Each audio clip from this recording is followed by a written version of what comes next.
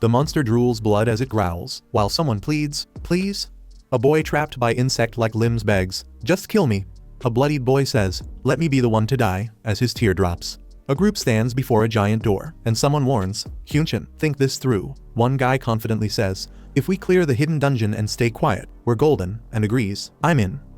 The man complains that hunters like them only get paid scraps for clearing dungeons.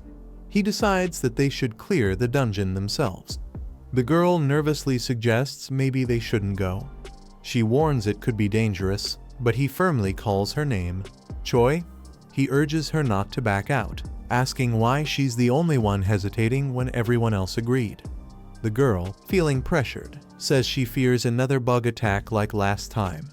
The man mocks her fear, reminding her how she caused problems before. He tells her to quit if it's too hard and implies no other guild would accept her. She forces a smile and quietly agrees, saying, "No." He tells her she's making the smart choice and asks her to stick with the plan. She blames herself, thinking she was being selfish and owes everything to Hyunchin. Hyunchin calls himself her boyfriend and says he's only being harsh because he cares. She forces a shaky smile and quietly says, "Yeah, thanks." Hyunchin tells her to lead since she's the tank, and she silently agrees nervously. She steps forward as the others watch her. She thinks to herself, "I can't let Hyunchin down again." The team enters the dungeon, with the girl leading the way, shield in hand. The team is surrounded by a swarm of giant red-eyed bug monsters. One of the guys panics, shouting, "Why are there so many?" The monstrous bugs roar and charge forward aggressively. The team fights back, slashing, casting spells, and yelling orders to stay together. Hyunchin encourages Choi to hold the front line while they handle the rest. She agrees. Choi struggles to block an attack, thinking she must stay up. She grits her teeth, believing if she holds on, the others can finish the fight. Choi screams in pain as she's struck during the intense battle. Choi braces herself behind her shield, determined not to give up. A bug monster screeches in pain as it gets stabbed. The group panics, realizing there are way too many monsters. One of them turns to Hyunchin, desperately asking what to do next. Choi grits her teeth as the force of an attack slams into her shield. Overwhelmed and in pain, Choi wonders how much longer she can endure. She screams in desperation, begging Hyunchin to heal her because she can't take it anymore. The rest of the team suddenly retreats, running away from the fight. Choi screams in shock, realizing the others are abandoning her. Hyunchin looks back angrily, blaming her for not holding the line. Choi desperately blocks more attacks with her shield. Still under pressure, she runs after the group, shouting for Hyunchin to wait. One teammate yells at Hyunchin for abandoning Choi, but Hyunchin refuses to stop. Choi runs toward the door as it slams shut in front of her. Screaming, "No!" she bangs on the door, pleading for Hyunchin to open it and not leave her. Someone reminds Hyunchin that she's his girlfriend, but he coldly replies that survival matters more. Choi screams as the bugs close in on her near the locked door. Realizing the danger, she knows now isn't the time to argue. She stares at the forest ahead, searching for a way out. Her legs carry her deeper into the woods, driven by survival, determined to live. She runs while clinging to hope that Hyunchin will return for her. Choi's eyes widen in shock as she sees something unbelievable. She stands before an enormous tree dragon skeleton glowing with energy. She stares at a strange glowing object, wondering what it is. A glowing hand like vine reaches out toward Choi, and she instinctively prepares to receive it. She finds a glowing ring and wonders. A ring? She realizes in shock that it might be a hidden item. The mysterious ring glows as she prepares to put it on. A blue system screen appears in front of her, surprising her completely. She reads the item's name, Parasitic Ring X rank, and is thrilled. The ring boosts development, alters lifespan, and speeds up healing. She's stunned by the effects. One last detail flashes. Death is blocked until incubation ends. Still shocked, she nervously asks, Is that all?" Frustrated, she yells, "How the hell am I supposed to use this?" Suddenly, the bug monsters ambush her, and she screams in terror. Surrounded and helpless, she barely manages to cry out, "Is someone The monsters pin her down, and her body is battered and bloodied. She cries in pain, whispering, "It hurts, stop, barely alive." She weakly begs, Please." The ring on her hand begins to glow mysteriously. She suddenly gasps and jolts up, shocking the monsters around her. Panting and covered in blood, she realizes she's still alive. Choi wakes up, shocked and confused, wondering if she just came back to life. Her eyes widen in panic as she realizes something terrifying.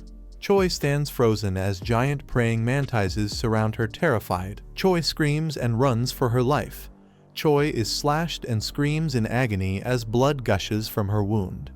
The giant mantises swarm her, tearing into her as she cries out. A system message appears, "Death is impossible until hatching is complete." Choi revives again, crawling in pain, begging for help and fearing death. Choi screams in terror as a mantise's claw violently strikes her. She cries in agony as her leg is torn apart and begs the creature to stop eating her, desperate and in tears. Choi calls out to Hyunshin, pleading to be saved. A monstrous mantis looms behind Choi as she lies helpless and terrified. Choi gasps in horror. Her eye wide with dread, blood splatters violently as another brutal attack lands. The same message, "Death is impossible until hatching is complete," repeats over and over. The system message returns again, showing there's no escape from the cycle. The mantises continue devouring Choi as she wonders how much time has passed. Choi lies broken, wondering if it's been years or even decades, longing for death. She questions if she's doomed to suffer endlessly. Eaten alive again and again, Choi spots a familiar sword lying on the ground, realizing it's her birthday gift from Hyunshin. She sees the sword has been there all along. Choi realizes in anger that he abandoned her. She remembers how she begged not to come, but he forced her for a hidden item. Surrounded by monsters, she curses being thrown into this nightmare. Filled with rage, Choi grabs her sword. Swearing revenge, Choi charges and slashes through the mantises with a powerful attack. She sees a message pop up: she gained +2 strength after defeating a monster. Surrounded again, Choi stands ready as the monsters scream at her, shocked. She realizes her stats are increasing rapidly after each kill. She defeats another mantis and gains +1 stamina. Choi's wounds begin healing as she grips her sword and smirks. She finally understands how to wield her weapon properly. Overwhelmed with power and madness, Choi bursts into wild laughter. Determined, she faces the swarm and vows to tear them all apart. A determined man swears to survive and make it out for Hyunshin. Choi, now confident and fierce, tells her boyfriend to wait a little longer. She slashes through the enemies with deadly precision and a dark smile. The battlefield is littered with dismembered mantis bodies and purple blood. Choi gets stabbed in the stomach during the intense fight. Breathing heavily and in pain, Choi stands her ground as a mantis growls behind her. A green glow surrounds a mysterious ring on someone's finger. Choi angrily yells and strikes back at the mantis charging toward her. Choi decapitates a mantis, splattering purple blood. She groans in pain, realizing the monster's limb went straight through her. Surrounded by mantises, Choi prepares for another intense battle. With a fearless smirk and glowing body, she dares the monsters to attack again. Choi stands fearless as the mantises hesitate and scream in fear. With glowing red eyes and a sinister grin, she taunts them for being scared. The mantises finally charge at her, screeching wildly. Laughing madly, Choi slashes through them in a frenzy of power. Choi slices through enemies with a smile, thrilled by her growing power. She crouches, craving more kills as mantises approach. She leaps high above the monsters, preparing for a deadly strike. With fury in her eyes, she screams for them to die. A massive red energy blast crashes down, destroying everything in her path. Choi stands among the corpses as the system declares the dungeon cleared after 434 hours, exhausted and bleeding. Choi lowers her head, overwhelmed. She looks up as a message announces her rank has advanced to a rank. A massive door begins to open, and Choi realizes it's finally over. Choi smirks darkly, saying the fight dragged on forever. A wounded mantis weakly squirms in a pool of purple blood. Choi stomps on the mantis, crushing it with force. Laughing maniacally, she declares it's time to get revenge on those who wronged her. Someone yells in anger, questioning how Choi was locked inside the dungeon. A girl furiously accuses Hyunchin of abandoning his own girlfriend. Hyunchin coldly defends himself, saying staying would have gotten them all killed. Another man shrugs off the guilt, saying someone had to survive. The orange-haired girl mocks them for being weak C ranks. The purple-haired girl snaps, yelling that she's done with their elitist attitudes. The black-haired guy panics as she threatens to expose all their actions. The orange-haired girl coldly dismisses it, saying deaths in dungeons don't matter. Hyunchin smiles faintly, hiding something behind his calm face. He softly says, "Nara." Nara angrily asks what if he's the one they leave behind this time. She questions how a C rank like Hyunchin plans to survive a B rank dungeon alone. Hyunchin grabs Nara's shoulder and mocks her fear. He tries to act calm, suggesting they all leave together peacefully. Hyunchin blames Choi for getting left behind. A massive explosion suddenly erupts near the group. Hyunchin and Nara turn around in shock as debris flies everywhere. A girl walks in, surprised everyone is still alive. She smirks and casually says, "Been a while." Everyone is shocked to see her. It's Hyeon Choi. Hyunchin can't believe her casual greeting after everything. He's stunned, wondering how she's even alive after all that. Nora is shocked and stammers, Hyeon Choi." Hyunchin hugs Choi tightly, relieved she survived. He apologizes for not being able to go back for her. Nara quietly says they had no choice, it was for the team. Hyunchin smirks, pretending to agree. "Of course I do." Hyunchin thanks Choi, saying she's always been understanding. Choi smiles eerily and says, "Our Choi." Hyunchin starts to get suspicious and uneasy. He notices her outfit is torn and soaked in blood, but then realizes she doesn't have a single wound. Hyunchin starts sweating and says, "That's weird." A mysterious black-gloved hand rests on Choi's shoulder. The red tracksuit guy cheerfully thanks Choi for not being mad. He says now they can team up again to beat the boss. Choi laughs, surprised they actually waited for her. Hyunchin wonders if he's just being paranoid about everything. The guy in red laughs, pretending he felt guilty for leaving Choi. Hyunchin silently watches as the others walk away together. Choi turns back with a faint, mysterious smile on her face. Hyunchin forces a smile, convincing himself he's overthinking it. Birds scatter as a sudden tremor shakes the forest. A creature's hoof stomps the ground with force. A huge stag-like creature appears. It's the C-rank boss, Dire Knuckle. Hyunchin peeks from behind a tree, silently assessing the threat. He rallies the group, saying, "Gear up, let's handle this like always." Hyunchin instructs Choi to draw the monster's aggro, while the others wait for an opening. He reminds her not to let the monster target anyone else. She agrees casually. Hyunchin starts to say, "Stick to formation," but Choi suddenly charges ahead with her shield, ignoring the plan. The team panics as she rushes off. Hyunchin shouts, "Hey, Hyeon Choi." Choi slams her shield into the ground with force. A massive energy wave bursts out around her.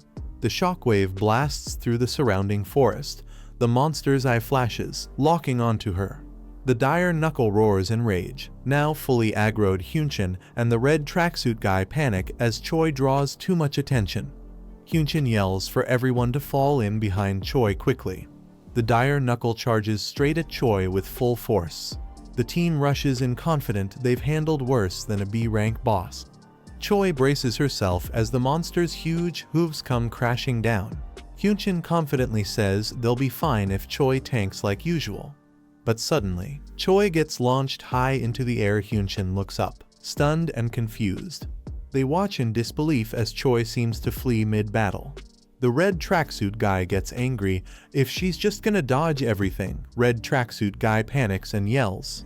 Then the boss monster charges at him with glowing red eyes. He gets brutally impaled, screaming in pain. The others watch in shock. One draws their sword while another gasps.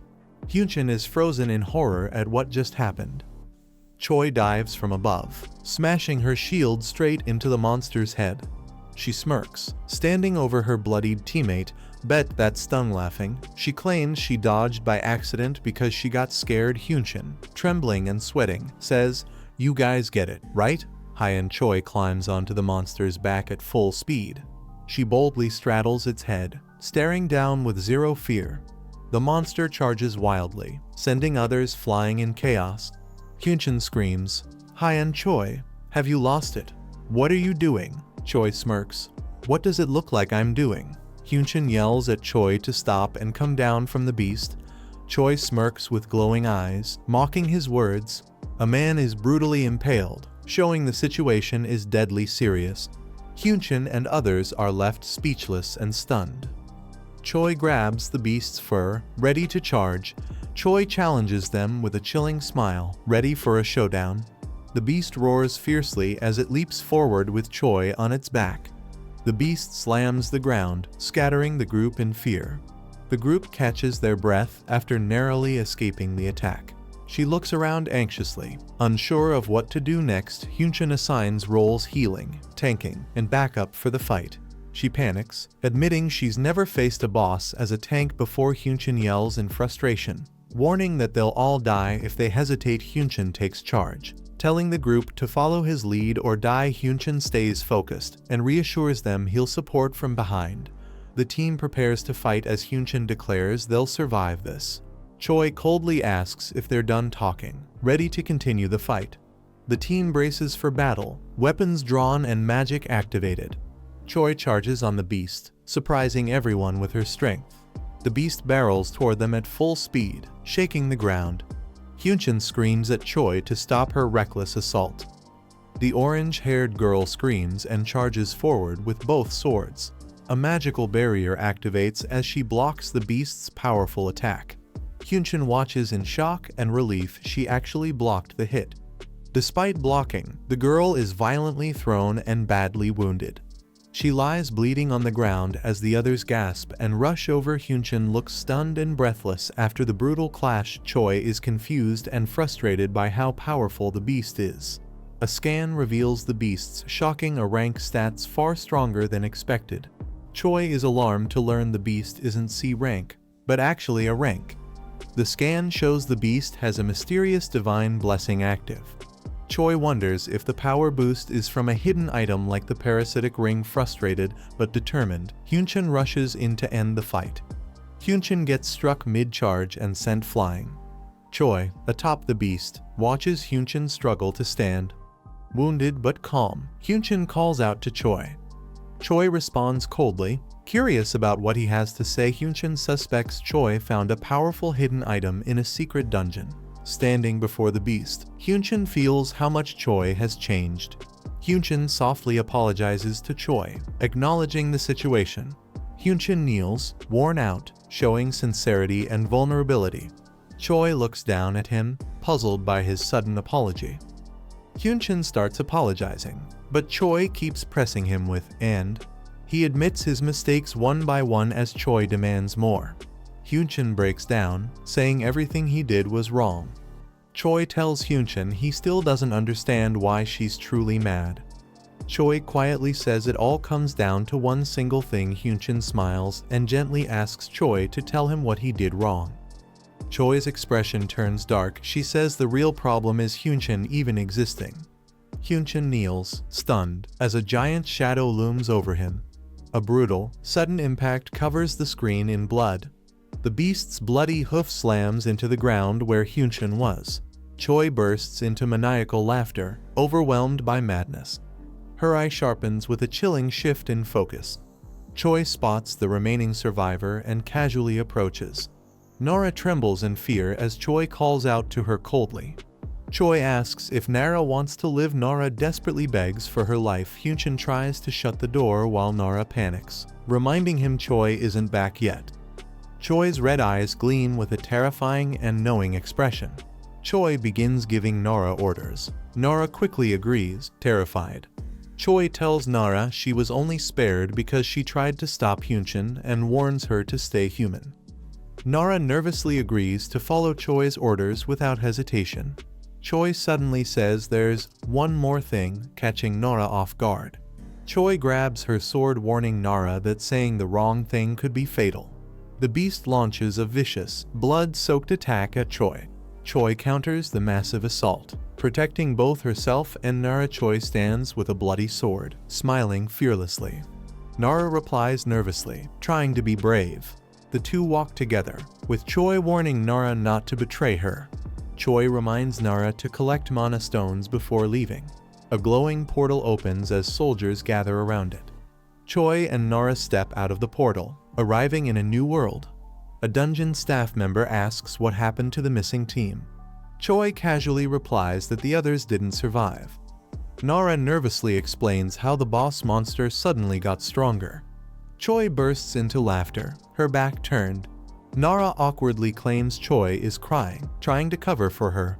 Nara says they'll leave the mana stones and head in first. A guild member is shocked that only 2 C ranks survived a C rank dungeon. Choi and Nara are called by name for questioning. The guildmaster demands a full report with no details left out. The guildmaster yells in anger, not caring about the monster ranking up. He blames Nara for failing her role in the team. Choi yawns, totally unfazed by the situation. Nara panics, worried they'll get in trouble for what Choi did. The guildmaster stresses over how to explain Hyunchin's death. He checks his watch, clearly overwhelmed and anxious. Choi glares silently, unimpressed. She mocks the guildmaster for flaunting luxury while being broke.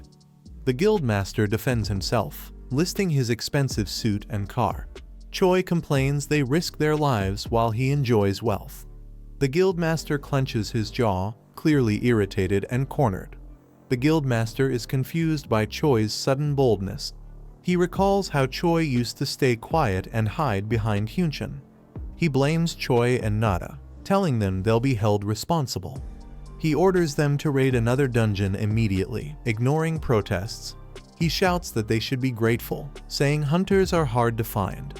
The guildmaster panics, worried about the guild without Hyunchin. He cruelly wishes Choi had died instead of Hyunchin.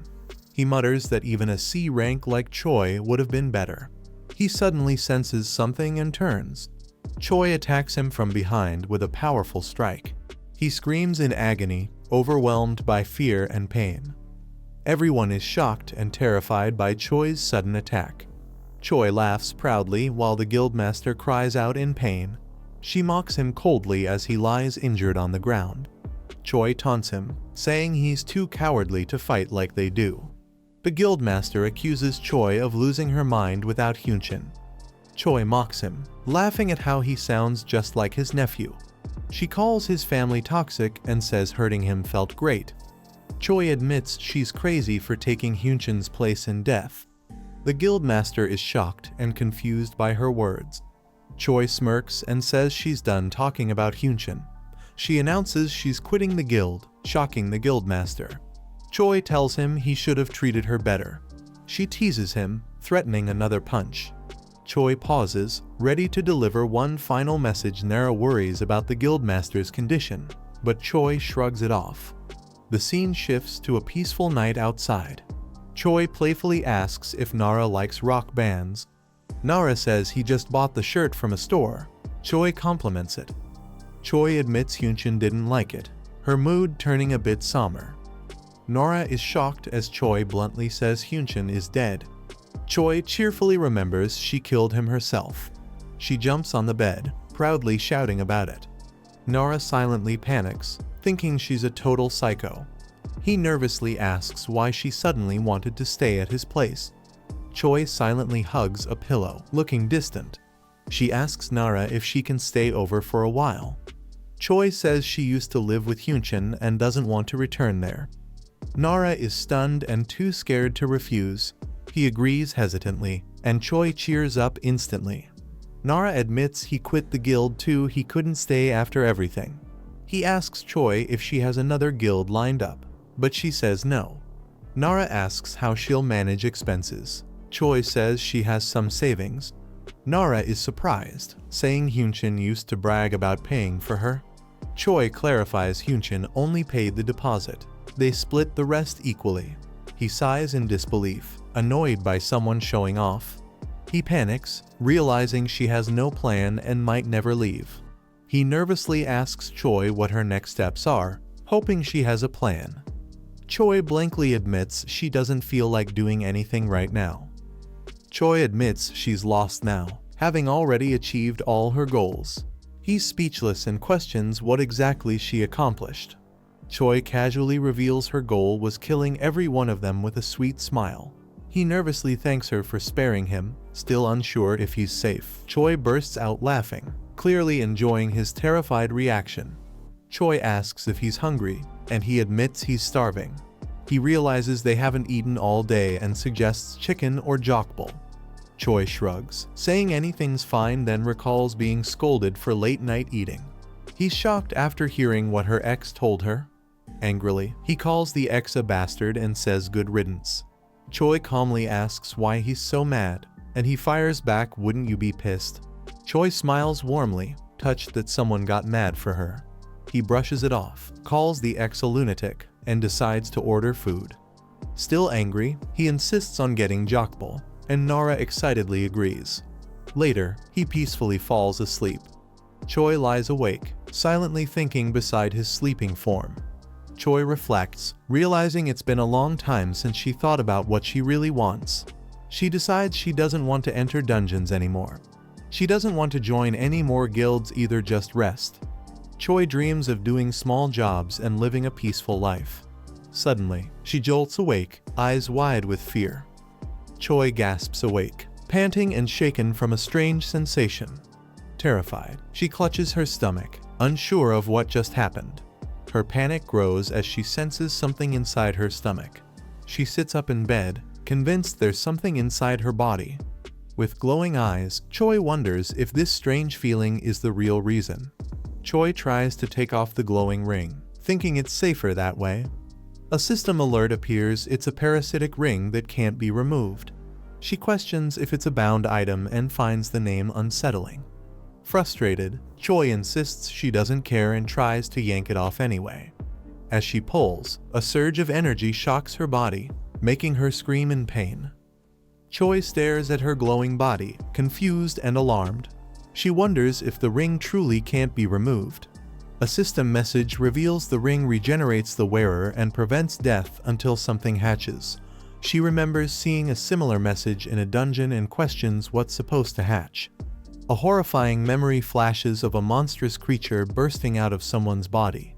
Shocked and speechless, Choi is frozen in fear. Choi acknowledges the ring saved her, but she still feels uneasy. She looks at the glowing ring, knowing she can't relax yet. Determined, she decides she must remove the ring no matter what. Choi plans to investigate the ring but avoids official channels. She realizes revealing an X-grade item would cause problems, so she'll go underground. As morning light filters in, Choi sits in silence, lost in thought.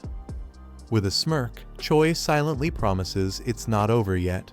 He asks why she went to the hospital. She lies, blaming a stomach ache. Choi calmly drops a bomb. She wants to live with him. He freaks out instantly, yelling, "What?" No, Choi insists she'll pay rent. But he panics, saying the house is too small. Choi smirks and casually suggests they just move into a bigger place together. He's caught off guard and confused by her sudden proposal. Panicking, he shouts no, while Choi playfully asks why. Choi gives him an extreme ultimatum: die or live with her. He still screams no. She finally gives in, saying she'll leave after saving money. She doesn't want to go to Hunshin's. He reminds her she quit the guild, and she casually says she'll get a part-time job. Choi ominously smiles and suggests entering a dogfight instead. He freaks out, yelling that she's insane for even considering it. With a confident smirk, Choi promises she'll make money for them both. A crowd gathers to watch an underground fight called a dog fight. The fights involve awakened people ranked C or lower, not actual dogs. Winners earn money through illegal betting in the ring. Nara is shocked to learn someone might be hiding their real rank. Choi casually admits her license says C rank, so it's fine. Choi justifies the fraud, saying it's already illegal anyway. Nara stays quiet, clearly thinking hard. Nara reluctantly agrees to go along. Nara tries to stay optimistic about getting their money back. Choi laughs. Happy Nara is finally on board. Nara is surprised that the dogfight arena looks so normal. Choi says her younger sibling told her about it, surprising Nara. Choi confidently walks in while Nara nervously questions it. They enter the building. An old woman is addressed as sister while knitting. Choi says she's looking for something, with Nara standing behind. The woman calmly asks what Choi is looking for. Choi shows her license to the woman, surprising her. The license reveals Choi's full name, rank, and role. The woman advises Choi to stop overthinking and just join a guild. Choi casually reveals she already quit the guild yesterday. The woman suggests rejoining the guild since C ranks get jobs easily, but Choi says she's just taking a break. The woman questions Choi's complaints and says she's just privileged. Choi stays silent while the woman stares at her seriously. The woman grows suspicious while observing Choi. She suddenly accuses Choi of having killed someone. Shocking Nara, Choi casually asks if she can pay by card. The woman scolds her lightly, explaining that card payments cost extra. She processes the payment without issue. Then she directs them down the hallway. Choi walks through a beaded curtain to enter. Nana complains about high fees, but Choi brushes it off, confident they'll profit. The arena is packed with a roaring crowd and bright lights. Two fighters in the ring complain about only being able to use cash. Choi looks around confused, noticing someone is missing. She narrows her eyes, realizing something's off. Nara is now serious, handling cash, while others are shocked by how much she brought. She returns to Choi, who reacts with surprise. Choi glares silently, clearly annoyed. Nara panics, confused by Choi's reaction. Choi scolds Nara for staying quiet earlier, blaming her for a huge fee. Nara argues that Choi can afford the fee, while Choi reminds her it was deposit money. Choi yells back, saying it's not even her house and now she's homeless. Choi suddenly changes topic and asks if it's Nara's first time here. A red-haired man confidently approaches their seats. With a smile, he asks if he can sit next to Choi. Choi politely allows the red-haired man to sit next to her. He casually asks who she's betting on. Two fighters, Desert and Sea, are introduced in the ring. Choi surprises him by saying she's not betting, she's joining the fight. The red-haired man says he'll bet on someone strong. Choi is surprised when he implies he means her. She wonders if he knows her real rank and questions his lack of bias. Choi tries to inspect him, but his stats are hidden except for high agility. Choi is stunned that her inspect skill isn't working. She realizes the red-haired guy must be a rank or higher. The red-haired guy sits silently, raising questions about his motive. He confronts them, questioning why a rank like him would enter a C-rank event. The red-haired guy doubts their license check was skipped. He directly asks Choi if she's using a fake identity. Choi shuts him down, telling him to stop prying and just watch. Nara defends them, showing they have legit hunter licenses. The red-haired guy smirks, clearly not convinced. Nara angrily tells him to stop causing trouble if he's drunk. Nara freaks out, claiming the red-haired guy is drunk. From Nara's point of view, the guy looks like a charming old man. Choi is confused, while Nara insists he looks like a bald grandpa. Choi laughs, surprised by how thick his hair actually is. The red-haired guy laughs off the insult, leaving Choi confused. Choi suspects he used a special item to conceal his rank. The guy laughs mischievously while Choi doubts his identity. A loud buzzer signals the start of the match. Two fighters step into the arena, hyped as Desert and Sea warriors. Nara gets excited as the match officially starts. Nara warns the red-haired guy to behave or get kicked out. Choi notes that low-ranked people can't even see the fighter clearly. The first fighter is introduced as Park Deok-soo, an E rank. The second fighter is Shim Bi-yeon. Nara asks Choi who might win, and Choi says rank usually decides it. Nara cheers confidently, having bet on the D rank fighter. The red-haired guy warns her to switch bets as the fight heats up. Park Deok-soo powers through the assault with fierce determination. He takes Shim Bi-yeon down hard, shocking Nara. The fighters brawl violently as Choi laughs at the chaos. One fighter bites the other, drawing blood and screams. The group reacts. Choi sees him losing, and Nara panics. The red-haired guy calls out reality as the E-rank fights dirty. Nara panics, insisting her bet will pay off with a counterattack. The E-rank fighter wins, but he collapses immediately after Nara stares in shock, mourning her lost money. She dramatically cries out as her 300 flies away like birds. The red-haired guy smirks, reminding her that he warned her. Choi laughs, finding the chaotic fight extremely funny.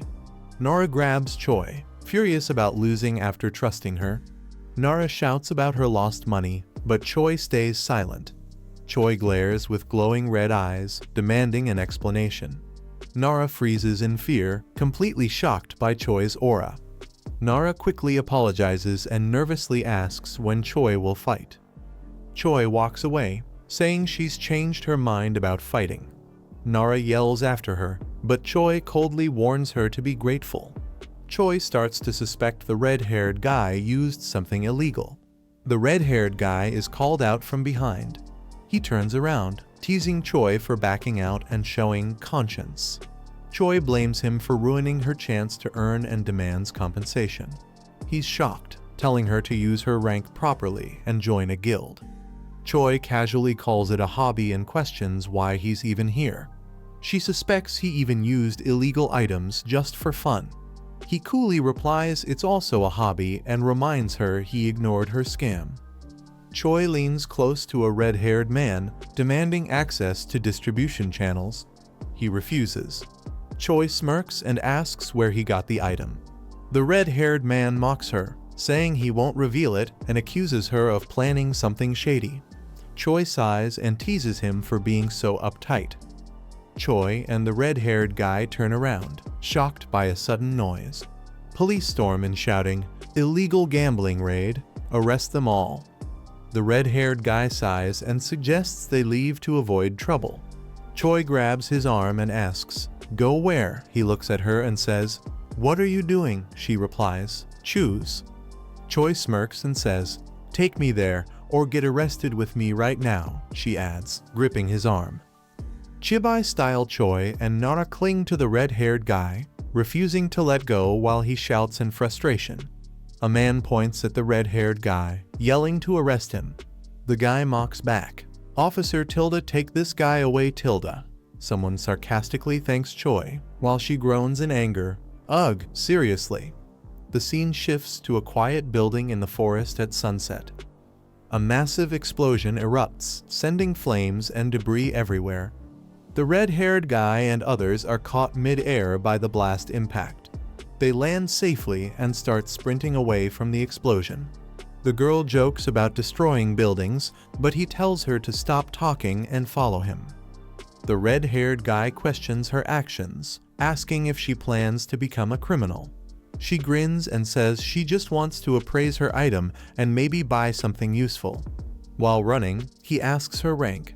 She says to check it himself, but he can't see it. He tells her to raise her rank, and she complains that he makes tough things sound easy. Under a starry night sky, gasps are heard from the forest. Choi leans against a tree, panting and saying, "Phew." She watches the red-haired guy run ahead, thinking he's too fast to be a rank. As he glances back, she wonders could he actually be S rank? Choi asks how far they're going. The red-haired guy replies, "We're here." Choi looks confused and says, "Huh?" She follows him deeper into the forest, asking, "This is the place?" He reaches out and touches something on the ground. He warns her not to say his name inside. She jokes, asking if he's really that famous. The red-haired guy says his name is Kim Dongju and asks if they can skip formalities. Choi smirks and casually agrees, saying, "Fine." Choi asks his age. He replies, 26.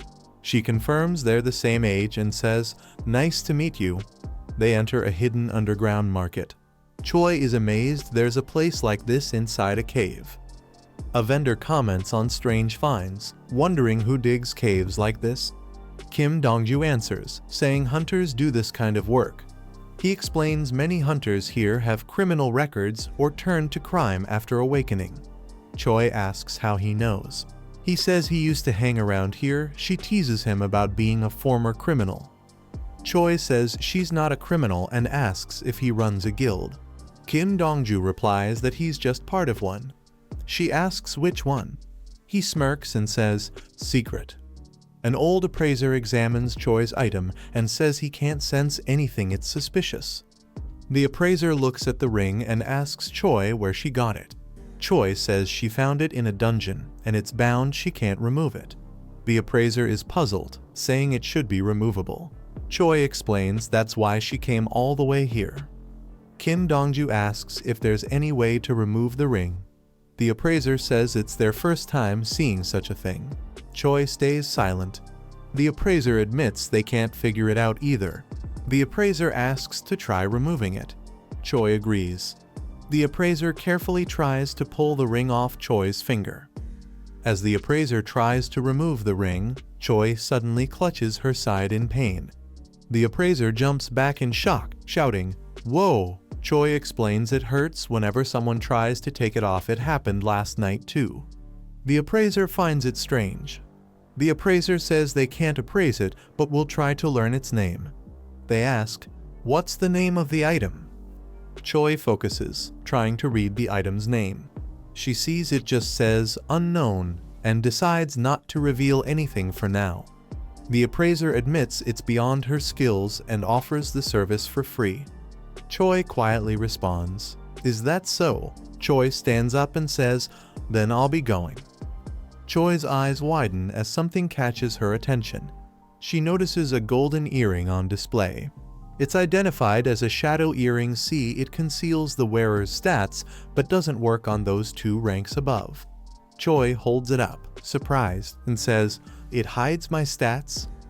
Choi thinks if she uses it, even S ranks won't be able to read her stats. She turns to ask the price of the earring. The appraiser says it's 300 and doubts a low rank like her needs it. Choi eagerly responds, "I'm sure," and asks if they accept cards. Choi touches the earring she just bought, feeling satisfied with how it looks. She walks beside Kim Dongju, asking if her rank is still visible. He confirms it's hidden from those below S rank. She mentions the item's limit only ineffective against S plus and higher, while Kim Dongju suggests she might still meet someone that's strong. Curious, he questions what kind of item could hide her rank so well, surprising Choi with his interest. Choi dashes off excitedly, impressing Kim Dongju with her speed. Kim Dongju sighs as Choi looks irritated and deep in thought. Choi considers visiting another appraiser, but worries it could cause rumors. Still unsure, she clutches her arm, desperately searching for another solution. Suddenly, her eyes widen. She's struck by an idea and knows what to do next. Choi remembers the hidden dungeon and believes it might hold the solution she needs. It's revealed only 11 hidden dungeons exist globally, with 1 located in Korea and 2 have reappeared before. She realizes hidden dungeons reset after being cleared, so the one she visited must still be active somewhere. Determined, she vows to explore all possible dungeons to return the ring to its rightful place. Choi feels frustrated knowing she must join a guild to access dungeons again. Kim Dongju quietly watches her struggle without saying a word. He returns to the appraiser, angrily arguing over the overpriced item. Calling her greedy, he criticizes the poor appraisal and suggests retirement. The appraiser snaps back, denying the need to retire and wonders if a new dungeon appeared, insisting she'd know if it did. Kim Dongju silently pulls out a check for 300,000 won to pay. He hesitates for a moment, lost in thought. Remembering he just cleared a dungeon, he hands the full payment to the smiling appraiser. As he leaves, he cheekily calls her "old lady," making her yell back in annoyance. He then approaches Choi and casually confirms her name Hyeon Choi, catching her by surprise. Kim Dongju smirks and reveals he enjoys collecting rare items. Choi sarcastically offers the ring but reminds him it can't be removed. He grabs her hand, saying there's always a way to take it off. With a sinister smile, he jokes that he could just take the whole finger. Choi forces a nervous smile, calling his hobby nasty. Kim Dongju finds it suspicious no new dungeons appeared, yet Choi has a mysterious item. With a sharp grin, he accuses her of entering a hidden dungeon, catching her off guard. Choi realizes his true motive and regrets being led there so easily. Glaring at him from a distance, she clenches her fists and prepares to confront this bastard. Kim Dongju stares in shock, realizing Choi was hiding a massive amount of mana. She struggles under the pressure, surprised by how overwhelming just one rank difference feels. A flashback shows her surrounded by monstrous insects, completely outnumbered. Compared to the terror she faced on that day, the current situation feels far less daunting. Choi screams, unleashing an overwhelming burst of power. Kim Dongju reacts in shock as her energy surges violently toward him. The impact blasts through the surroundings, sending everything flying. He clutches his head in disbelief, yelling out amid the chaos. Onlookers panic, stunned that someone is using a powerful skill outside the dungeon. It's said that awakened ones instinctively submit to those of higher rank. But Choi lacks that instinct completely, defying natural submission. It's as if that instinct was cut away, severed unnaturally. The question lingers, was she born that way, or did something in the dungeon change her? Choi and Kim Dongju face each other amid the wreckage. Both breathing heavily, he wonders if her origins even matter. With a defiant grin, Choi raises her hand and tells him to take the ring, calling him a bastard. Kim Dongju backs off playfully, admitting his joke went too far. Internally, he's convinced if anyone can find the hidden dungeon, it's her. He tells her the only way to understand that item is to follow one path forward. Kim Dongju offers his help, suggesting they search for the hidden dungeon together. Nara lies sulking on the bed, refusing to eat. Choi tempts her with jokbal, her favorite, but Nara stays silent and gloomy. Choi even mentions she brought saju, but Nara is clearly upset about more than just food.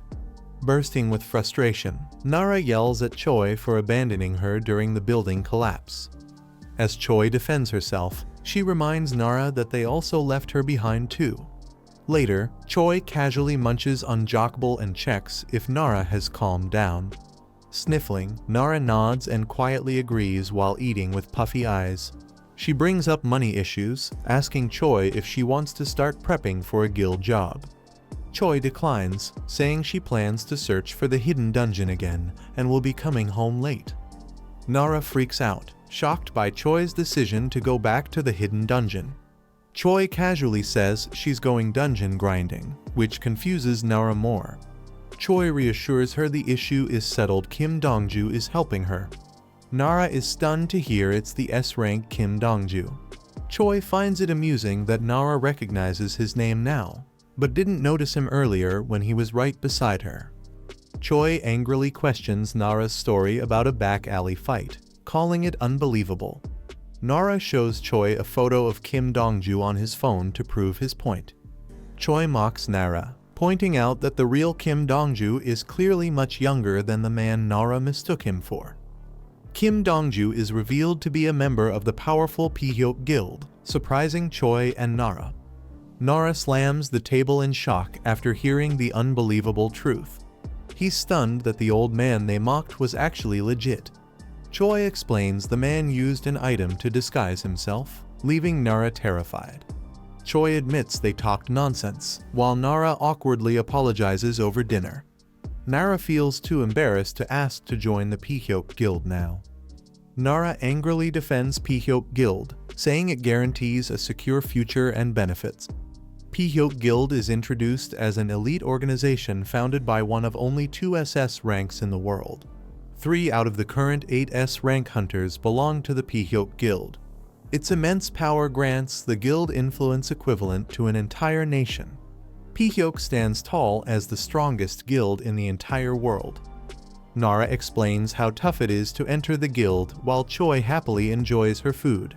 Seeing her enjoy the food, Nara encourages Choi to eat more. Choi looks up curiously, surprised by someone's presence. Kim Dongju looks confused as Choi stares at him unexpectedly. Choi admits she finds it cool that Dongju is in Pihyok, catching him off guard.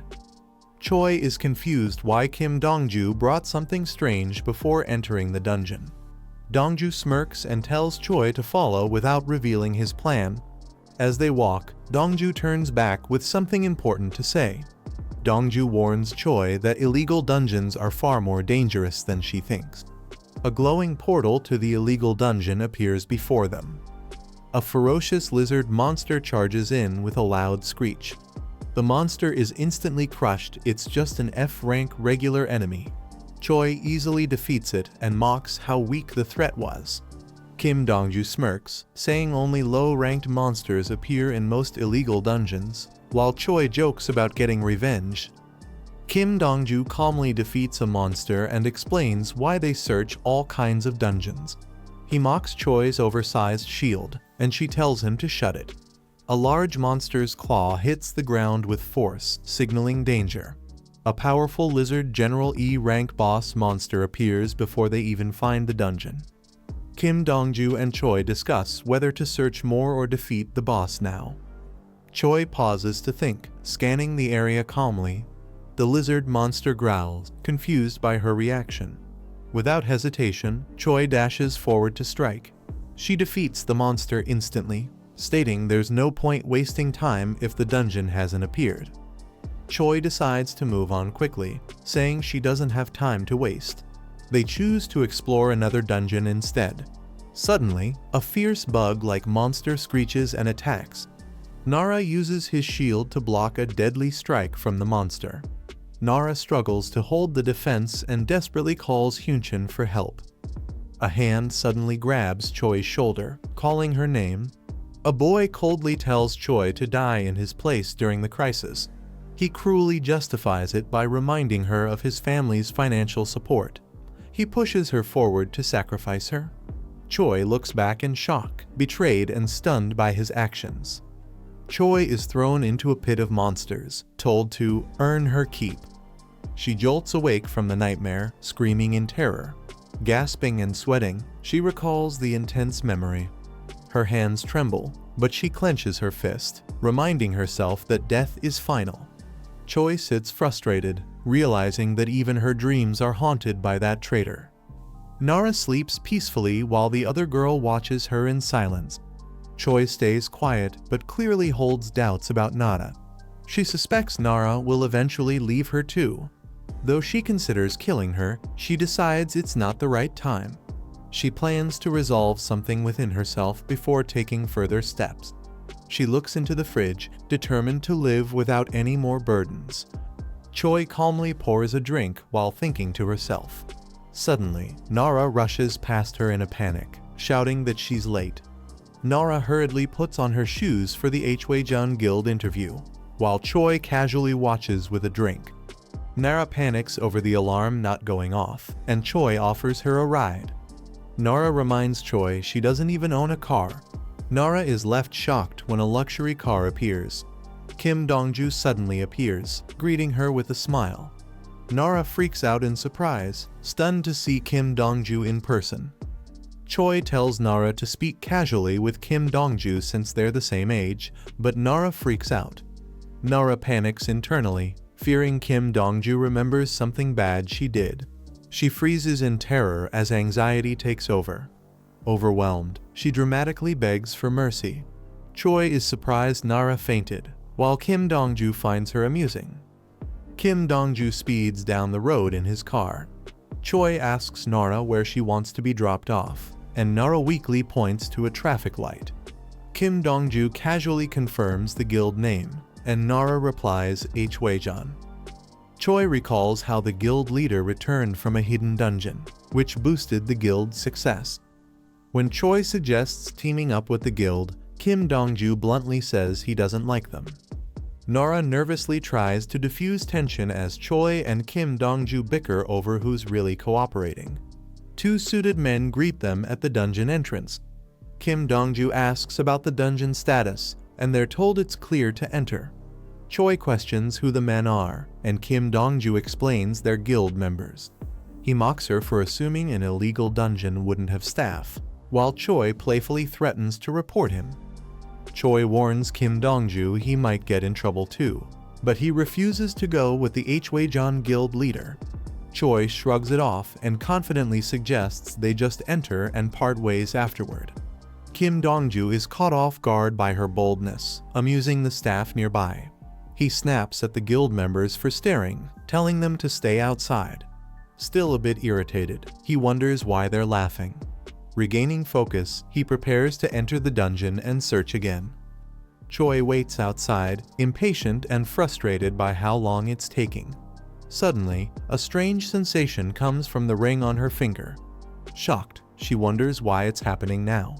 She stares at the ring, confused and uneasy. With doubt in her eyes, she questions her own sanity and even considers removing her finger. Kim Dongju arrives, and Choi snaps at him angrily for being late. Kim Dongju playfully apologizes, while Choi coldly thinks he's acting too cool. She regains focus, realizing she needs more information before doing anything drastic. Determined, she resolves to find the hidden dungeon fast. 1 month later, floating islands appear in the sky. A group of fierce, three-eyed flying creatures shriek and descend through the sky. A giant clawed bird swoops down toward Choi, but she stands unfazed. The monster charges a powerful energy blast. Choi counters with explosive force, tearing through the bird's mid-air. Kim Dongju watches her intense attacks, surprised by how aggressive she is. As Choi walks off, he realizes she's still searching and likely didn't find what she wanted today. Choi's eyes glow intensely, filled with fury and determination. She lunges at Kim Dongju with explosive speed and force. He catches her hands playfully, laughing and asking why she's acting so fired up. Choi glares at him, power surging, and demands to know if he's trying to challenge her. Choi grips Kim Dongju's hand tightly, filled with tension. He launches himself and Choi high into the air, saying he won't hold back. They clash mid-air, landing hard on the edge of the floating island. Choi pants heavily, her eyes glowing with intensity. Suddenly, she looks stunned and confused, questioning what just happened. Kim Dongju tells Choi to rest while he handles the boss fight himself. As he walks away, she stands motionless, overwhelmed and silent. Choi gasps, gripping her head as confusion and panic rise. She questions her own actions, disturbed by what she just did. Doubts flood her mind as she wonders if seeking the hidden dungeon is even the right path, especially as her body feels more unstable. Choi clutches the ring tightly, sensing it's trying to take over her body. Later that evening, she returns home and calls out to Nara. Nara greets her casually, noticing something is off. Nara shares she was rejected from another job. Choi responds that she also hasn't made any progress in the past month. To shift the mood, Choi hands over the groceries and suggests they just eat.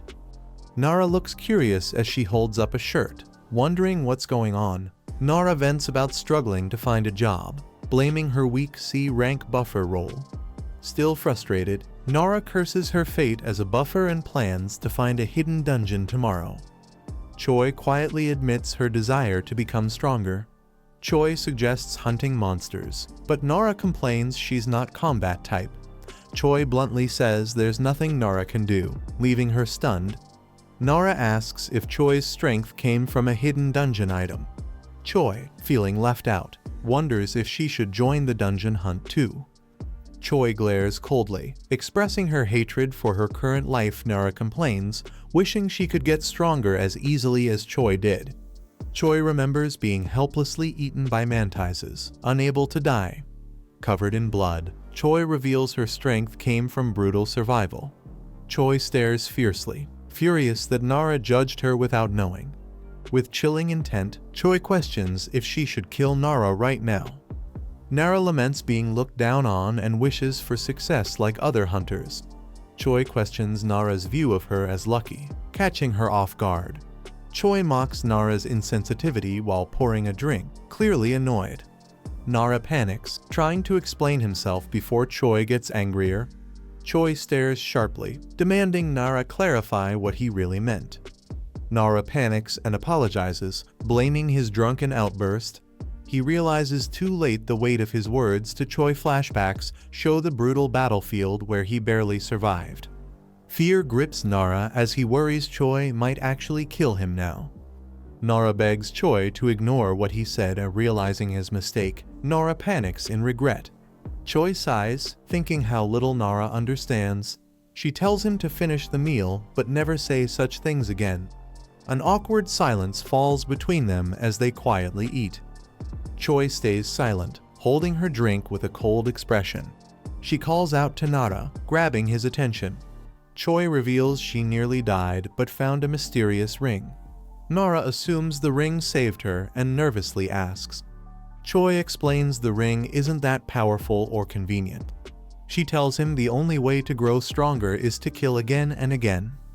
Nara looks confused and surprised by Choi's words. He questions her logic. Unsure how it all adds up, Nara points out Choi is a tank. How could she kill so many mantises? He realizes the timing doesn't add up and questions how she grew stronger so fast. Choi silently reaches for food, avoiding the question. Nara asks Choi what really happened inside the dungeon. Choi calmly says she died many times. She explains she was killed by mantises thousands of times. Despite being torn apart, she always revived and wanted it to end. Nara struggles to understand how she kept dying yet survived. Choi admits she just kept dying and killing, that's how she became strong. She reflects on how she once hated it all and never wanted power or rare items. Choi reflects on her suffering, unable to understand why she went through it. She explains that no time passed outside while she endured endless torment inside. With a calm smile, Choi says that's simply how she became strong. Nara stares in disbelief, realizing how insane her experience truly was. Nara jokes about joining Choi in hidden dungeons, unaware of her pain. He reflects, realizing how clueless he truly was. Struggling to make sense of her story, Nara admits his confusion. Choi tells him he doesn't need to understand, just accept that it happened. Nara asks Choi why she saved him. He blames her for not stopping him from closing the door. Choi stays silent, visibly conflicted. Suddenly, she bursts out laughing. She mocks him, saying she saved him on a whim, not because he was worth it. Nara sits quietly, unsure how to respond. Nara lowers his head and softly apologizes. Choi remains silent, her expression unreadable. Later, Nara is teased for crying but quickly denies it. Kim Dongju casually talks about receiving apologies before. Choi, mid-battle, skeptically asks who apologized to him. Kim Dongju replies it was just people close to him, as he finishes off the boss. Kim Dongju says he was only apologized to once as a kid. Choi quietly admits she always thought she'd be the one apologizing. Flashback shows Choi rushing into a dungeon, calling out for Hyunchin. Nara shouts that Choi isn't inside yet and refuses to close the door. Despite that, Nara apologizes later, weighed down by guilt. Choi is shocked. She never expected an apology from someone like him, especially when it wasn't even his fault. Choi smiles softly, feeling like someone finally understands her. Dongju looks thoughtful as someone suspects his change is because of Nala. He notices Choi's calm behavior and wonders what caused the shift. Dongju debates whether to bring someone along to control Choi, but fears being exposed. He considers Nala might be the reason Choi is acting differently. Dongju panics as he's caught returning. His sister angrily demands where he's been. He realizes he's in trouble if she finds out he went dungeon diving. She confronts him sternly, saying she knows everything.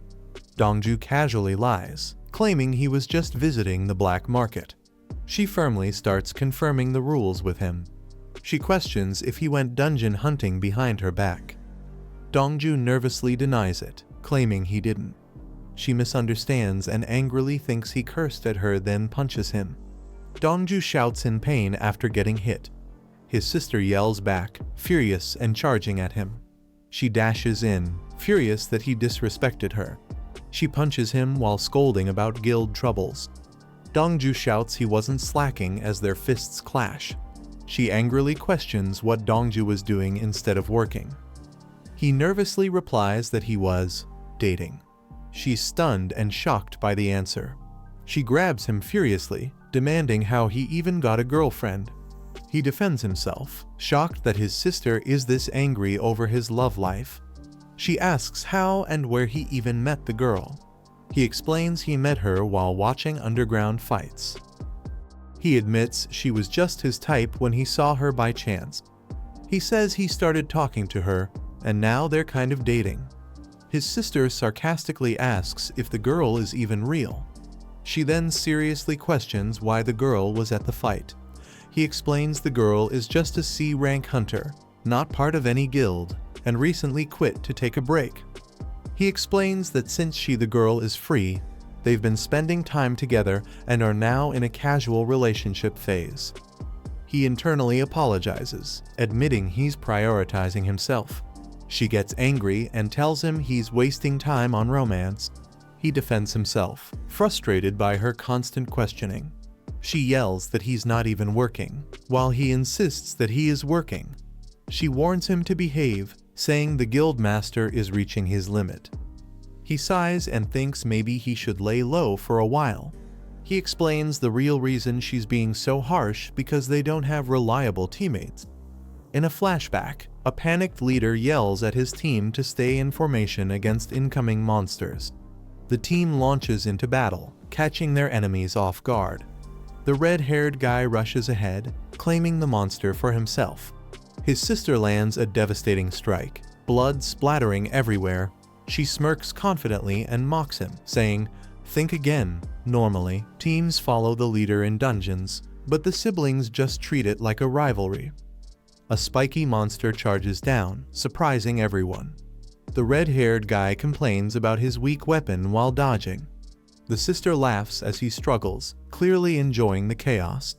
Meanwhile, another group is in danger, with one guy wounded and another girl screaming. They caused so much trouble that no one in the guild wanted to team up with them. The girl wonders if there's anyone decent left to join their team. The boy nervously asks if it's really necessary to find someone. She jokes about getting someone who matches their chaotic style. He suggests adding a clueless newbie. She laughs, saying no newbie could survive them. He agrees. He sighs and says he'll start looking for someone. She slyly suggests his girlfriend could join them. He's shocked and confused by the suggestion. She questions his reaction, reminding him his girlfriend is an unaffiliated hunter. She excitedly suggests going on dungeon dates as a couple. Her expression turns intense, obsessed with monster killing. He backs away, freaked out by her sudden shift. He panics, asking when the meetup is. Internally, he screams that she's completely lost her mind. Nara sighs deeply outside a house at night, feeling mentally exhausted. She walks alone, unsure and hesitant about returning home. Nara recalls yesterday's intense events, especially Choi's shocking confession. Looking up at her building, Nara feels awkward about facing someone she just had an emotional moment. Nara reaches for the door lock, thinking she has no choice since Choi has nowhere else to stay. She walks in tiredly, mentally exhausted after everything that happened. Choi suddenly opens the door and startles Nara with a loud greeting. Nara panics and asks why Choi is home early, clearly not ready to see her yet. Choi laughs and says she was waiting for Nara, leaving Nara confused and surprised. Choi cheerfully announces she's moving out, surprising Nara. Nara is completely shocked and confused by Choi's sudden decision. Earlier, Choi lays in bed, frustrated and mentally drained. She stares blankly, thinking about her failure to locate the hidden dungeon again. Choi lies on the bed, frustrated, unable to understand the strange ring affecting her body. She remembers how nothing unusual happened today, but worries what might happen next. Looking at the ring on her finger, she becomes convinced it's the source of her problems. Choi thinks it's only safe inside dungeons outside. The ring could put her in danger. She realizes the place she spends most of her non-dungeon time is Nara's house. Nara reacts awkwardly to the idea of calling it our house, unsure how to feel. Choi cheerfully explains that's why she's decided to move out. Nara asks when she plans to move and if she already has a place in mind. Choi says she hasn't found one yet and might need about 2 weeks. As they eat together, Nara is surprised by Choi's cooking skills and asks if she made it all. Choi proudly replies she can cook anything as long as she has the ingredients. Choi says she was nervous about cooking after a long time, but it all came back to her naturally. She mentions cooking daily when living with someone named An Hyunchin, and Nara suddenly chokes in shock at her harsh comment. As Nara coughs, Choi innocently tells him to eat slowly, unaware she caused it. Nara gets frustrated and blurts out that she's the one who made him choke. She grumbles in annoyance while continuing to eat, clearly fed up. Nara looks at his phone and asks who the message is from. His eyes widen in shock as he reads something unexpected. Choi gasps and stands up, startled by his sudden reaction. Nara excitedly tells Choi that he passed the first test, unable to hold back his joy. Choi excitedly asks which guild accepted him, curious about the news. Nara shouts with joy that it's the Pihyok Guild and thanks the heavens. He prays to pass the next round too, even joking he'd become a pet if needed. Nara explains the next test is in 3 days and includes a dungeon mission with other candidates. She adds there's a training camp starting tomorrow to prepare for the dungeon. Nara and Choi celebrate loudly, cheering and joking about drinking so much they can't feel their faces. Loud cheers echo from the house as Nara and Choi excitedly continue their celebration. Nara lies on the bed laughing wildly, feeling like he's on top of the world. Choi watches Nara being silly and drunk, amused as he wishes her good night. Choi cuddles a pillow, feeling cozy, and sweetly tells Nara good night with a smile. Nara lies awake, silently lost in thought. She softly calls out to Choi, unsure how to voice what's on his mind. Nara asks if she thinks he'll do okay, revealing his hidden self-doubt. Choi teasingly accuses him of fishing for compliments, making the mood lighter. Embarrassed and flustered, Nara jumps up, shouting that he's not fishing for praise. Nara blushes and gives up arguing, feeling embarrassed for expecting reassurance. Still unsure, he asks what Choi really means as he tries to process her words. Choi gently tells him to just be himself, reminding him of the praise he once received in the Hanshin Guild. Nara's nervousness fades, and he smiles softly, feeling comforted. She quietly thanks her, truly appreciating the support. Choi grins to herself, thinking she was right about Nara needing encouragement. She lies in bed, hears her phone buzz, and curiously glances at it. Annoyed, Choi wonders who could be texting at such a late hour. She checks the message and sees an unexpected offer and invitation to join Pihyok Guild. Hoi reads the message and smirks, amused by the unexpected offer from Pihyok Guild. The message on her screen confirms the guild invitation, and she quietly chuckles to herself. She lies back down, unsure of the sender's true intentions, suspecting a hidden trap. The next morning arrives, showing the outside of the house in daylight. Kim Dongju sighs and holds his head, hinting at a new complication tied to the guild. A stylish blonde woman greets Choi politely, calling her by name. Choi looks confused and surprised by the sudden greeting. The woman introduces herself as Kim Dongju's sister and says she's heard a lot about Choi.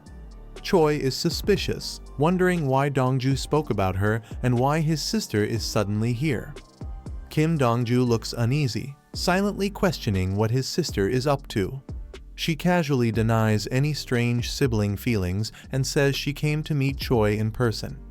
With a confident smile, she says Choi is the first to reject a Pihyok scout offer. She steps forward, stating she's here to officially extend the invitation. Facing Choi directly, she asks if Choi will now consider joining Pihyok. She confidently says it's an offer no hunter could refuse, full of rare benefits. Choi listens as the woman explains it's a miracle for a low-ranked hunter to even be noticed. Kim Dongju adds that although Choi's rank is low, she only needs to join them on dungeon runs. He assures her he'll protect her during missions, despite the risk. The woman emphasizes it's a rare opportunity and sweetens the deal, promising lots of money. Choi firmly rejects the offer with a cold no. The woman is shocked and yells in disbelief at Choi's refusal. Kim Dong-ju quietly smiles and agrees with her decision, saying, "You're right." The woman, confused and frustrated, asks why Choi would turn down such a golden opportunity. The blonde woman panics and asks how Choi could reject her without even knowing who she is. She assumes Choi must have thought the scouting offer was fake because she didn't recognize her. Choi calmly replies that she does know who she is, one of the so-called miracle siblings. Kim Dong-ju facepalms in embarrassment and tells her to stop, saying she's overdoing it. Kim Dong-ju tries to calm his sister and urges her to go home quickly before things get worse. She panics internally, afraid people will discover she lied about dating Choi. A flashback introduces Yeon Kim and Dong-ju Kim, both S-class awakened hunters. It's explained that the media once called them the Miracle Brothers and Sisters. Nara freaks out in the background, clearly overwhelmed by everything going on. Choi looks confused and wonders why they even approached her in the first place. The blonde girl collapses dramatically, saying she has no one else to ask for help. Choi questions her reasoning, pointing out there should be other hunters available. Kim Dong-ju laughs it off, admitting they just couldn't find anyone else, and drags his sister away, saying goodbye. The blonde girl explodes, yelling that if Choi won't dungeon with her, she shouldn't meet Dong-ju either. Dong-ju freaks out, calling his sister crazy for saying something so dramatic. Choi finally understands what the whole misunderstanding was about. Dong-ju panics, trying to fix things while saying Choi doesn't have to take his sister seriously. Choi smiles and bluntly says she doesn't like Dong-ju. Dong-ju is shocked and furious, saying he never even confessed in the first place. Choi laughs it off while Dong-ju yells, thinking she misunderstood completely. Suddenly, a mysterious girl with glowing eyes appears, watching the scene intensely. Choi suddenly feels something strange as she stares off, while Dong-ju and his sister laugh nearby. Dong-ju notices her odd reaction and asks what she's looking at.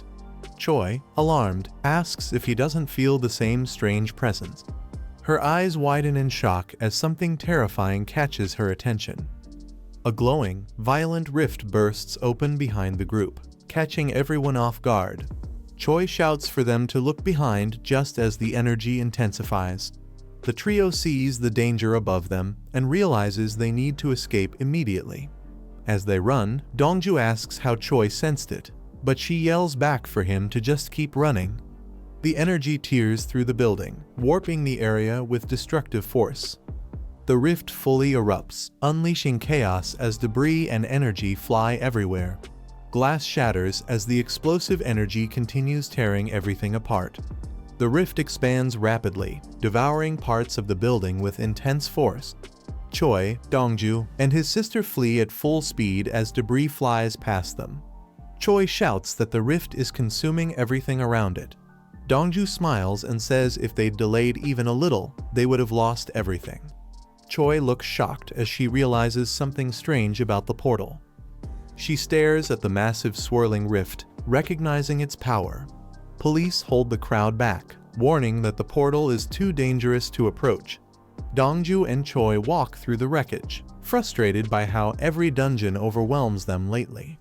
Choi asks Dong-ju when they're entering the dungeon, surprising him. Choi smirks and explains that anyone can join a new dungeon first come, first served. Dong-ju is frustrated when the guard says they can't enter yet due to pending results. The guard calls out A.E. Kyung-song's name for verification while checking the entry list. Officer A, and a class buffer, greets Kim Dong-ju formally on duty. Nara argues that they found the dungeon first and should be allowed in. Dong-ju scolds the officer for being too strict, while she insists they follow the rules. Choi shouts about delays risking a dungeon break, but Officer A calmly explains it won't happen, and they need a proper party. The girl with the staff says her guildmate is coming soon and tries to start the party, but Officer A insists they follow procedure. Nam Yon Yon, and a rank healer from the Pihyok Guild, arrives and apologizes for being late. Dongju's sister looks surprised, wondering why Yon Yon came alone. Yon Yon explains the tank skipped, thinking S-class players can handle it. Dongju's sister screams in frustration, while Yon Yon awkwardly laughs. Dongju's sister jokingly asks if she should join since no tankers want to help. Suddenly panicked, she yells at Dongju, realizing Choi has vanished. The group looks up in shock, realizing Choi is missing. A glowing portal appears in the sky, hinting that Choi may have entered a dungeon. Dongju doubts her sanity, noticing how strangely she's been acting. He jokes about using his name to enter, but knows it won't work and could get him in trouble. Dongju's sister explodes in anger, yelling that she'll just charge in after Choi herself. Dongju calls his sister a weirdo with a nervous laugh. She charges forward yelling she wants to be a weirdo too. Dongju runs after her, shocked and confused. He grabs her, trying to stop her while she struggles and yells back. Frustrated, Dongju thinks everyone around him is insane. Kim Dongju introduces himself as a hunter. The officer asks if Hyeon Choi is the one who entered the dungeon. She processes the answer, saying, "I see," with a serious look. Dongju, confused by her reaction, asks why she wanted to know if he knew Choi. She brushes it off, saying it's nothing, while Dongju still restrains his sister. Dongju wonders why the officer is curious about Hyeon Choi and feels irritated. He recalls they can't enter the dungeon together even with permission. A warning is shown if Choi is seen fighting above her class, she'll be jailed for class fraud. Dongju realizes Choi is now seen as a nuisance and grows more worried.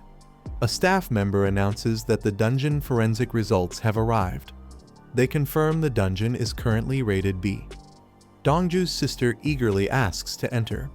The staff adds that the energy readings are abnormally high inside the dungeon. Nam Yon Yon realizes that the number of monsters must have increased. The staff explains they urgently requested entry permission due to dungeon danger. Dongju's sister yells in frustration, reminding him of past failures and demanding action. Dongju, realizing the urgency, says Choi is in danger. Without waiting, he dashes toward the dungeon portal. His sister shouts after him, shocked that he suddenly took off. Dongju shouts, "I am," as he jumps into the portal. His feet land inside the dungeon, but the place seems calm. Choi walks through the forested dungeon, surprised there's nothing around. She expected something grander, but finds it empty. Choi notices something unusual through the trees and asks, "What is that?" She approaches a grand structure made of ancient pillars, intrigued. Observing the ruins, she notes how old everything looks. She wonders who built the place and where those people went. She reflects that monsters don't talk, so the mystery of these ruins remains unsolved. Choi wonders how she even knew about the dungeon, suspecting it's due to her ring. She smiles as a presence arrives, saying it finally showed up. A large creature with angelic wings and a single eye descends from the sky. Choi bluntly calls the creature ugly, amused by its appearance. She teasingly asks if its wings are heavy, showing no fear. The creature spreads its massive wings mid-air. It swoops down swiftly with powerful force. Its single eye focuses intensely on the target. The monster dives from the sky, fully prepared to attack. Choi quickly dodges as energy projectiles rain down from above. Choi leaps into the air, dodging the attack and preparing to counter. The creature locks its gaze on her with its large, glowing eye. She charges in, fist raised, mocking the monster with a taunt. Shouting furiously, she declares her attack with bold confidence. Choi launches herself straight at the creature with a fearless grin. Choi lands a brutal blow, causing the monster's flesh to explode with blood. The creature lets out a screech of pain as it's torn apart mid-air. Choi clutches her head, yelling at the creature for being too loud. She mocks it, wondering how it can scream without even having a mouth. The monster crashes hard into the ground, blood splattering everywhere. Choi smiles cheerfully, enjoying the peace now that things are quieter. The creature lets out a faint sound, still barely alive. Surprised, Choi realizes the monster is tougher than she thought. She grins and sarcastically says it's great that it survived. Jokingly, she regrets that all the others died too quickly. Choi wonders why there was only one monster and asks where the rest are. Suddenly, she hears a loud scream and stiffens in surprise. She realizes the scream was a signal from the monster's allies and prepares herself. Looking up calmly, Choi sees a massive swarm of winged monsters approaching. Choi smiles in awe, surprised by how many enemies have appeared. She looks up as the winged monsters begin to surround her. Calmly observing the swarm, she notes she's all alone against them. The monsters rain down powerful attacks from above. Choi dodges the incoming barrage of light projectiles with sharp reflexes. She swiftly kicks off the ground, evading another strike. Mocking the enemies, she laughs and taunts their poor aim mid-battle. With speed and confidence, she charges forward through the storm of attacks. Choi analyzes the enemy, noting they need time to reload after attacking. She locks eyes with one of the monsters, preparing to strike. Using the gap between attacks, she slashes through multiple enemies in a single motion. Her blood-soaked hand drips, showing the aftermath of the intense assault. Choi tightens her grip on her wounded hand, ready to fight again. Suddenly, a system alert pops up showing her stats have increased. Shocked, she wonders why her stats jumped up so fast. She recalls this exact situation happening before. Turning around silently, she senses something unusual approaching. Choi wonders if her stat boost is due to the high rank of these dungeon monsters. She calmly surveys the battlefield filled with defeated enemies. Tilting her head, she prepares herself for more action. With a sinister grin and bloodied fingers, she declares she still has plenty of strength left. Nam Yeon panics as she realizes Dongju has gone into the dungeon alone. She argues with the staff, who says the entry approval is still pending. Surprised, she turns around when someone calls her name in concern. Dongju's sister excitedly explains he went to save Choi, calling it romantic. Dongju's sister smirks eerily and decides to go watch the action herself.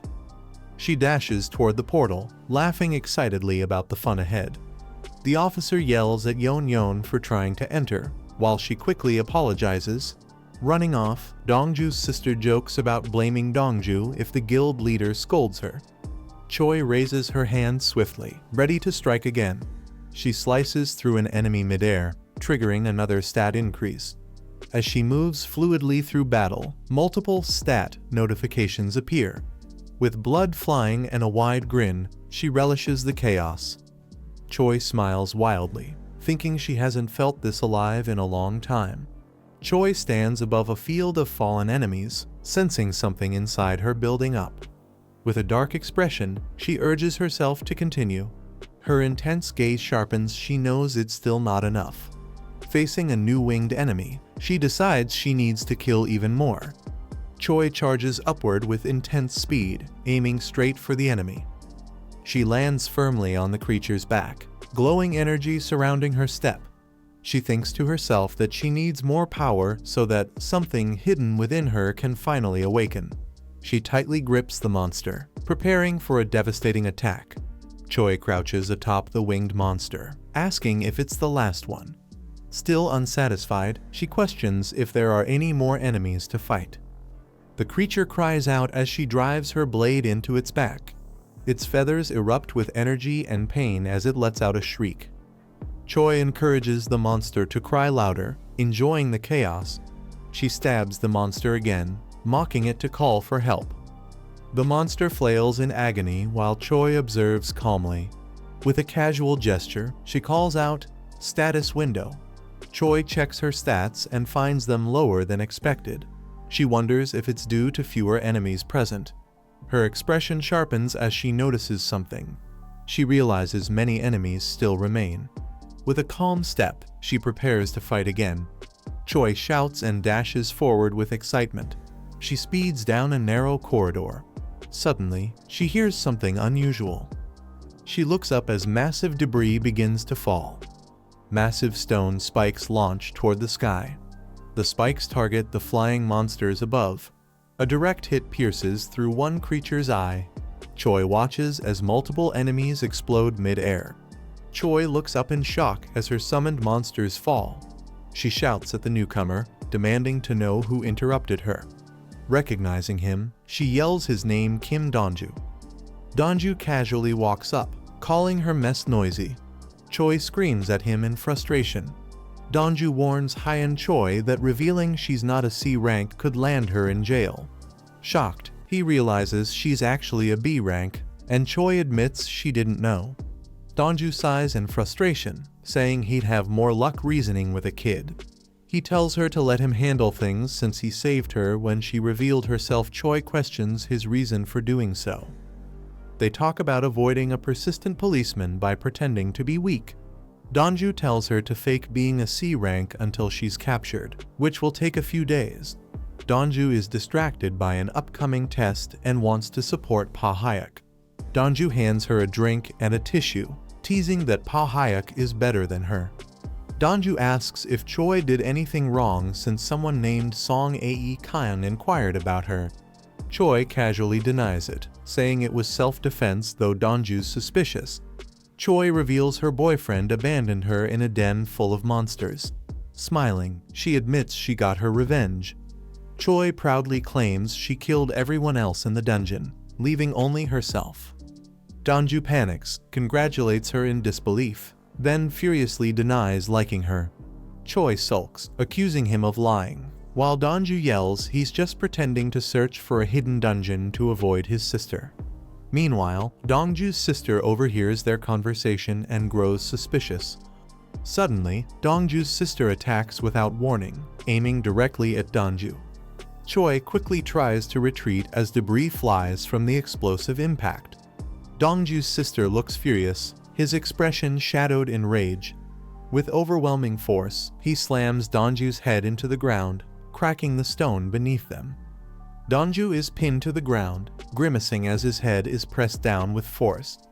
Dongju's sister glares down and says, "Mr. Choi, what your brother said earlier."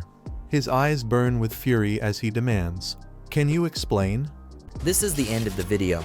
If you guys want to see the next part, then don't forget to subscribe and like the video.